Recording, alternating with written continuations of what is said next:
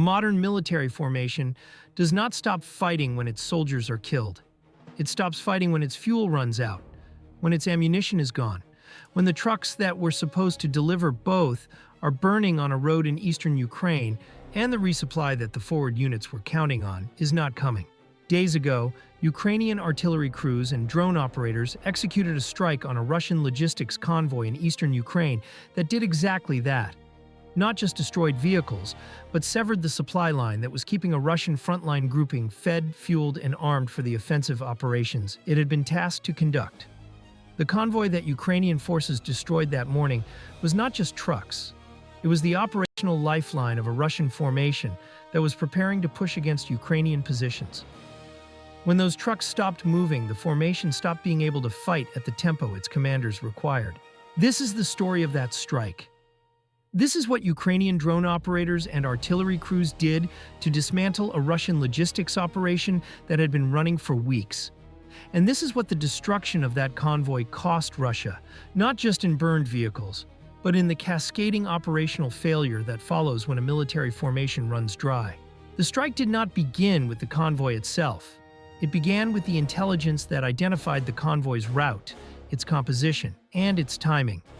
Intelligence accumulated over several days of surveillance that gave Ukrainian commanders a picture of Russian logistics patterns in the sector precise enough to predict when and where a high-value resupply column would be most vulnerable. Russian military logistics in eastern Ukraine operates under significant constraints that Ukrainian intelligence analysts have learned to exploit.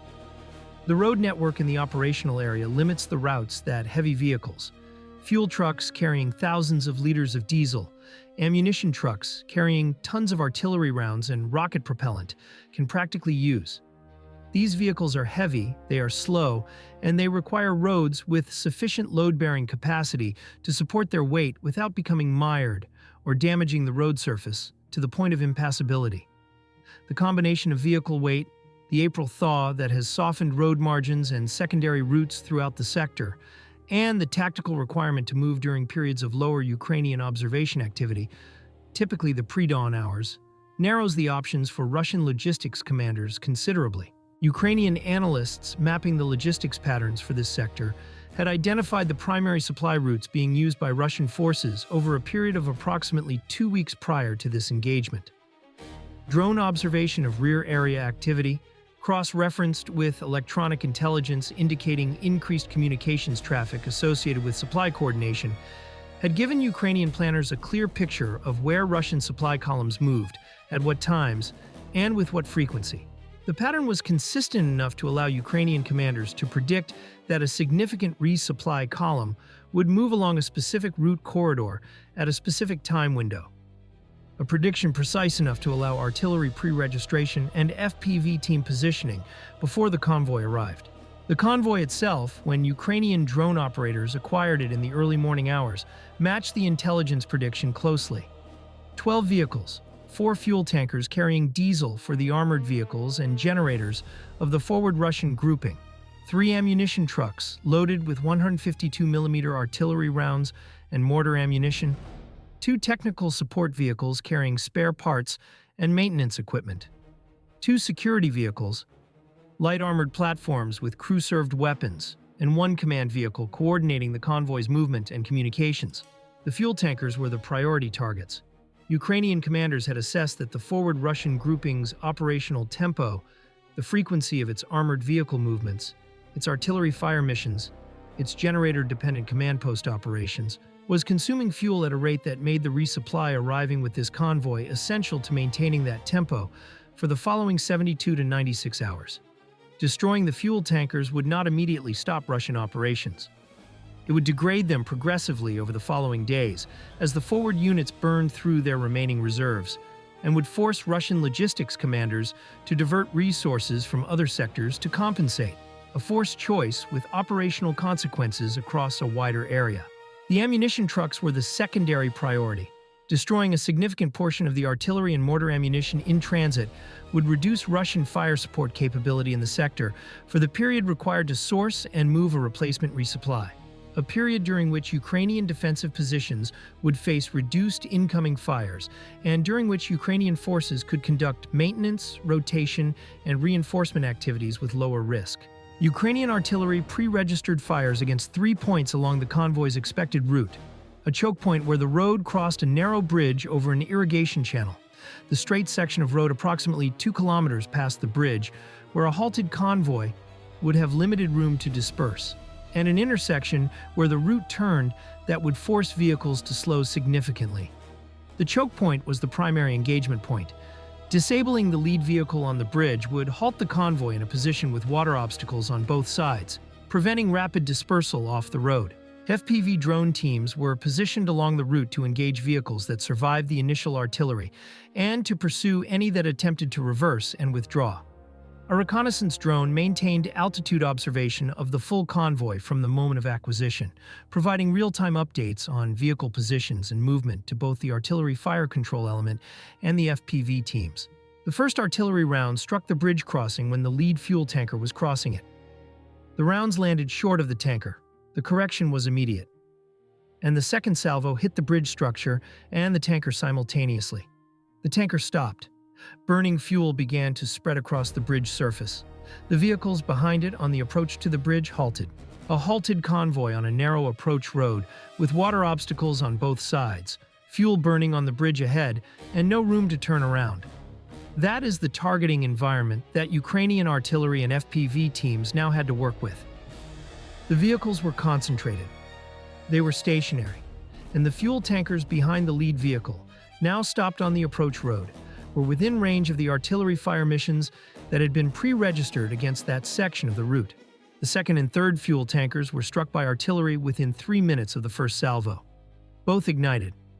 The fourth fuel tanker, the driver apparently making the decision to attempt a reversal, was caught by an FPV drone team before it had traveled 50 meters. The secondary explosion from its fuel load was the largest single detonation of the engagement. The ammunition trucks, caught in the halted convoy formation behind the burning fuel tankers, were engaged by a combination of artillery and FPV drones over the following 10 minutes. 2 of the 3 were destroyed in place. The third, a driver who executed an off-road reversal onto a field margin, became mired almost immediately in the saturated April soil and was subsequently engaged by an FPV drone as its crew attempted to dismount and move away from the vehicle. The security vehicles attempted to establish a defensive perimeter and engage the FPV drones, a difficult task against small, fast-moving platforms that approach from unpredictable angles, and that Ukrainian operators were flying from positions outside the effective range of the crew-served weapons the security vehicles carried. Both security vehicles were destroyed, one by artillery and one by FPV strike, within the first 15 minutes of the engagement. The convoy command vehicle, identified by Ukrainian operators from its antenna configuration and its position in the convoy formation, was the last vehicle engaged. Its destruction eliminated the communications node that was coordinating the convoy's movement, and that had been attempting to relay the convoy's situation to the Russian logistics command element in the rear. The reporting of what had happened to this convoy, the full picture of the loss, was delayed by the destruction of the vehicle that was supposed to be transmitting it. Total convoy destruction: 11 of 12 vehicles destroyed or immobilized. One vehicle, a technical support truck that had been at the rear of the convoy and whose driver turned off the road onto a hard-packed track before Ukrainian fires could engage it, escaped the engagement. It carried spare parts and maintenance equipment. It was not carrying fuel. It was not carrying ammunition. The operational impact of its escape on Russian forward unit capabilities was negligible. Now, let us be precise about what Russia lost. The 4 fuel tankers destroyed in this engagement were each carrying approximately 15,000 to 20,000 liters of diesel fuel, the standard capacity for the military tanker types observed in the convoy.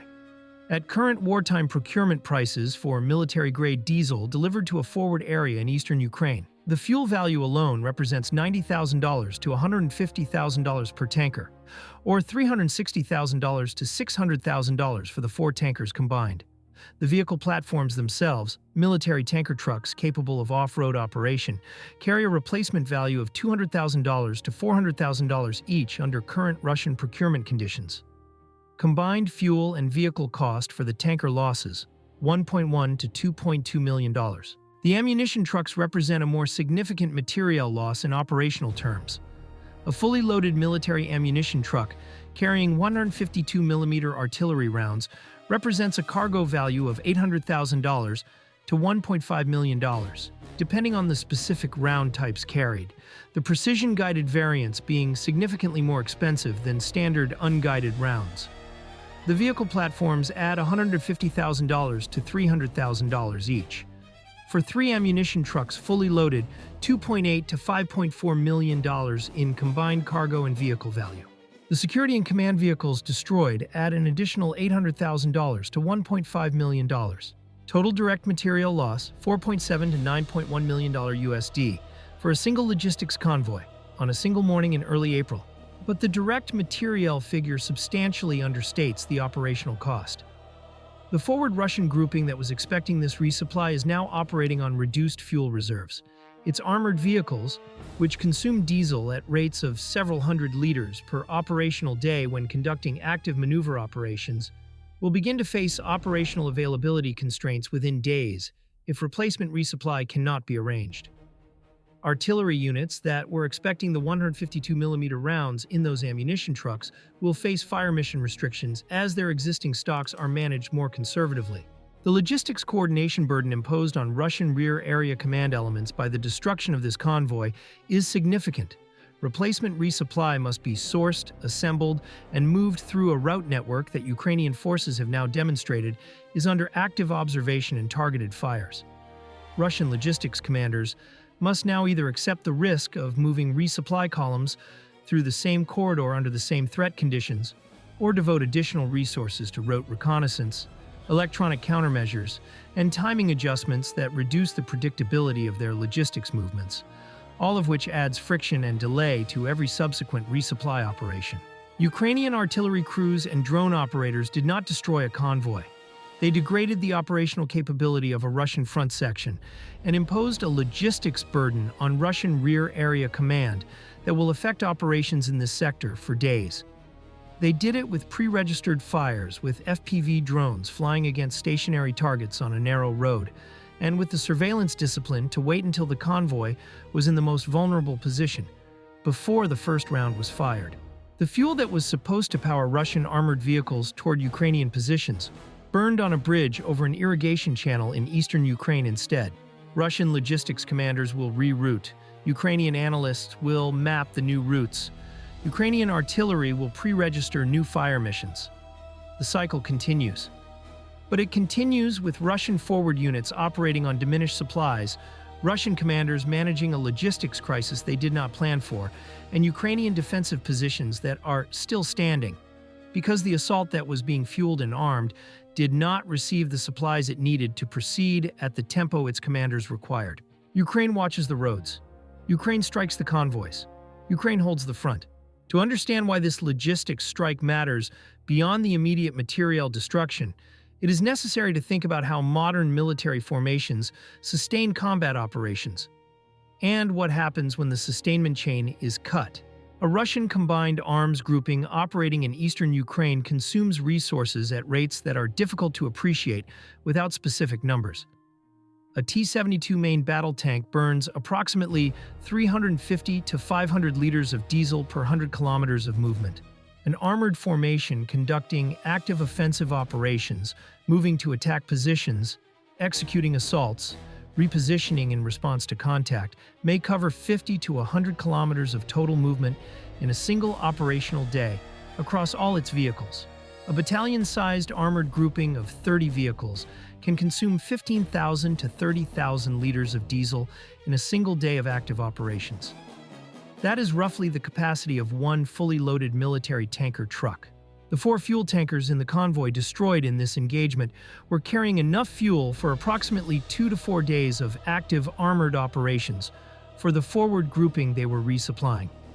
Destroying them did not immediately immobilize Russian forces. It started a clock. Every hour that passes without replacement resupply reduces the operational reserve available to Russian commanders.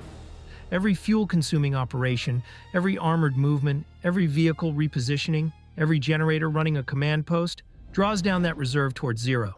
Russian military logistics doctrine attempts to maintain forward fuel reserves sufficient for 3 to 5 days of operations. A single destroyed convoy reduces that reserve. A second destroyed convoy, if Russian logistics commanders attempt to run another column through the same corridor, reduces it further. The accumulating pressure of sustained logistics interdiction, which is what this engagement represents as a single data point in a larger Ukrainian fires campaign against Russian supply lines, eventually forces Russian commanders to make operational choices they do not want to make. Reduce the tempo of armored operations to conserve fuel, divert fuel from one front section to compensate for losses in another, or accept the operational risk of running supply columns through corridors that have demonstrated Ukrainian fires coverage. None of these choices is without significant cost. Reduced armored operational tempo means reduced offensive capability precisely at the moment when Russian commanders are under institutional pressure to show results. Diversion of resources from other sectors creates capability gaps elsewhere that Ukrainian forces can exploit. And running additional convoys through known Ukrainian fires corridors risks additional catastrophic losses. The same intelligence collection and strike preparation that enabled this convoy destruction can be replicated against the next convoy that uses the same route. Ukrainian forces have been developing and refining logistics interdiction capabilities throughout this conflict. The combination of persistent drone surveillance, which maps Russian logistics patterns and identifies high-value convoy movements, with pre-registered artillery and positioned FPV teams, has created a fires architecture that can engage Russian supply columns at multiple points along the routes that Russian logistics are constrained to use. This is not a capability that emerged fully formed. It was built through operational experience, through strikes that partially succeeded, through surveillance operations that lost track of targets, through fire missions that adjusted and improved with each iteration. The artillery crews who executed this convoy strike had practiced this specific type of engagement: moving target acquisition, route choke point engagement, adjustment fires against a halted vehicle column with limited dispersal room. They had pre-registered against the bridge crossing point, specifically because they understood, from terrain analysis and from previous observation of Russian logistics movements, that the bridge was where a heavy convoy would be most constrained and least able to respond to incoming fires. That pre-registration was not done the morning of the strike. It was done in the days before, during a period when Ukrainian artillery was conducting routine fires in the sector that provided cover for the adjustment rounds used to establish the bridge coordinates.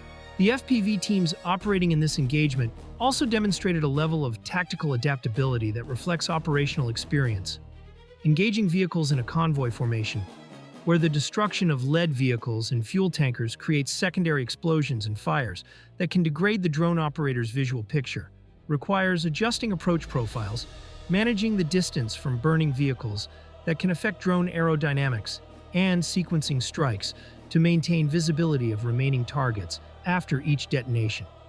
The operators who handled the sequential destruction of tankers and ammunition trucks in a confined road corridor, while managing the visual and physical effects of each preceding strike, were executing a complex multi-target engagement under dynamic conditions. The one vehicle that escaped, the technical support truck that turned off the road onto a hard-packed track before Ukrainian fires caught it, is worth acknowledging specifically. Its escape was not a failure of Ukrainian planning. The engagement destroyed the operationally critical elements of the convoy: the fuel, the ammunition, the command communications. The decision to allow a marginally significant target to escape rather than divert fire's assets from higher priority vehicles reflects the targeting discipline of the Ukrainian commanders managing the engagement. Perfect is the enemy of good enough. The technical support truck that escaped carried spare parts. The forward Russian grouping that was waiting for diesel and artillery rounds was not meaningfully helped by spare parts.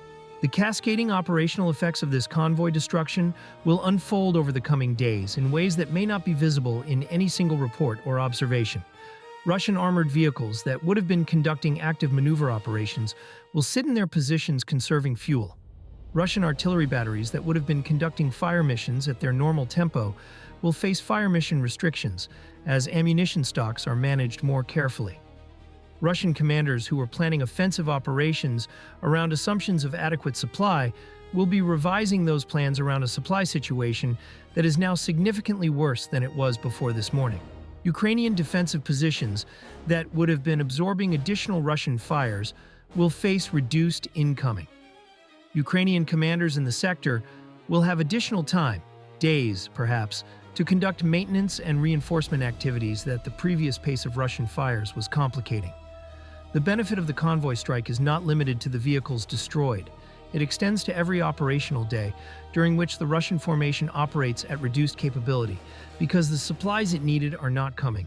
This is the logic of attrition as a deliberate strategy, not the dramatic single engagement that changes a front line overnight, but the sustained, methodical degradation of an opponent's ability to sustain operations. The accumulation of logistics losses, personnel losses, equipment losses, and operational delays that slowly hollow out a military formation's combat power until it can no longer execute the offensive tasks it has been assigned. Ukrainian forces are conducting this attrition campaign on multiple axes simultaneously. Logistics convoys are one axis. Command posts are another. Bridging equipment. Heavy fire systems like the 2S4. Electronic warfare assets.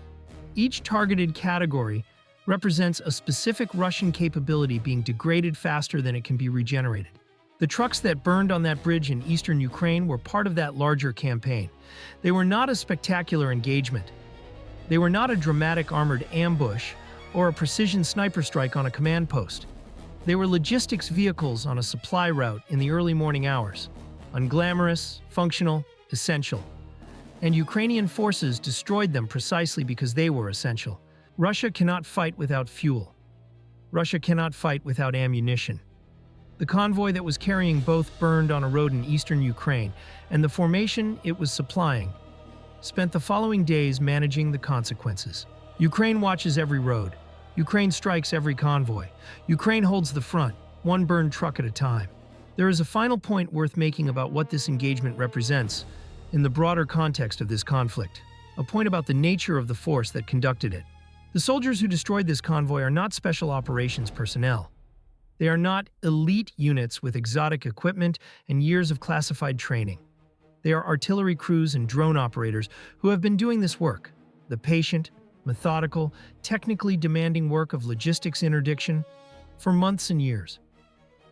They know how to read logistics patterns from drone observation. They know how to pre-register fires against choke points. They know how to coordinate artillery and FPV strikes against a moving convoy that has to be stopped before it can disperse. They know these things because they have done them, repeatedly, under fire, against an opponent who has been trying to adapt and counter their methods with every engagement. The Ukrainian soldier who watches a road in eastern Ukraine at 4 in the morning in early April, cold, in a concealed observation position, maintaining the surveillance discipline that keeps their drone profile below Russian detection thresholds, is not there because they were assigned a rotation and showed up. They are there because the road they are watching leads toward their country, and the trucks that use it are bringing the means to destroy it. That understanding makes the cold and the patience and the technical discipline something other than mere professionalism. It makes it personal. Russia sends convoys, Ukraine destroys them, the front holds. That is what happened on a bridge over an irrigation channel in eastern Ukraine before dawn on an April morning. And it will happen again.